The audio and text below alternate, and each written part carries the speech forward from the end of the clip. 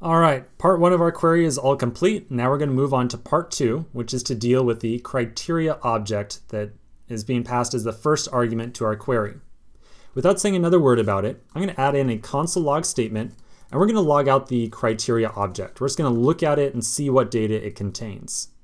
So I'm going to save this file. I'm going to flip over to our app, and I'm going to refresh it. So you'll notice that the instant that our application loads up, we automatically get a single console log in here. So by default, when the application first starts, it is going to call that search criteria or that search artist function for us automatically.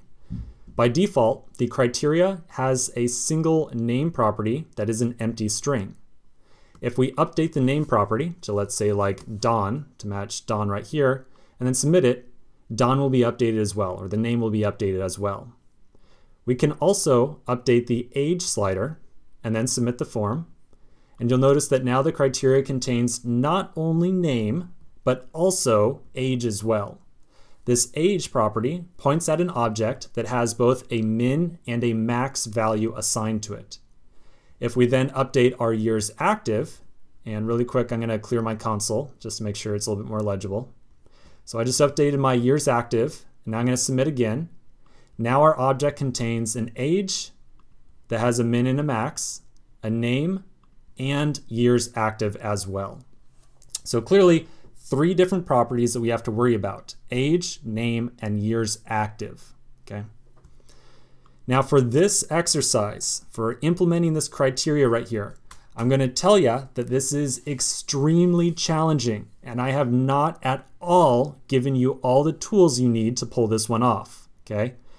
I will say very clearly, very directly right now that the answer is not to pass in an object of criteria like so. Like, we're not just passing this thing through and expecting Find to just do the right thing. Okay, there's more work to it than that, a lot more work to it than that. So I'm going to present you with an option. You can either take a pause in between this video and the next and give this thing a shot if you are really daring and you want to do a little bit of research on your own. Alternatively, you can just skip to the next video and we'll walk through the solution together. Okay, so this next one, very, very tough. I have not told you everything you need to know to make this work at all. Okay, I'm like totally just throwing it out there. If you want to give this one a shot, it's like going to take a little bit of research on your end. If you want to give it a shot yourself, the one hint that I will give you is a certain page of documentation. So I'm going to open up my browser, and I'm going to do a search for Mongo operator. Now we've looked at some of these operators before. I'm going to find query and projection operators.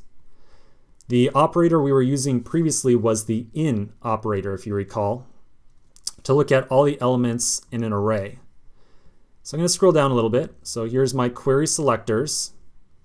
So two of the query selectors that might be very useful for you, given that we have to find kind of like a range or values within a very specific range, might be this greater than operator, which matches values that are greater than a specified value. You could also use greater than or equal to, and then also the LT and LTE operators as well. So matches values that are less than the specified, or matches values that are less or equal to a specified value.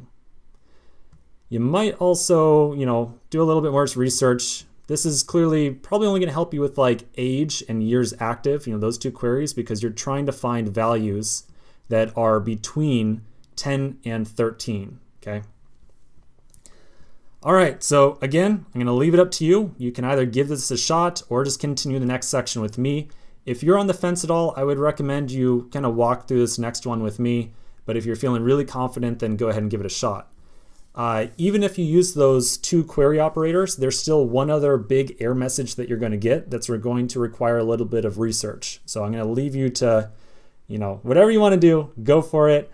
I'll see you in the next section and we'll walk through this solution.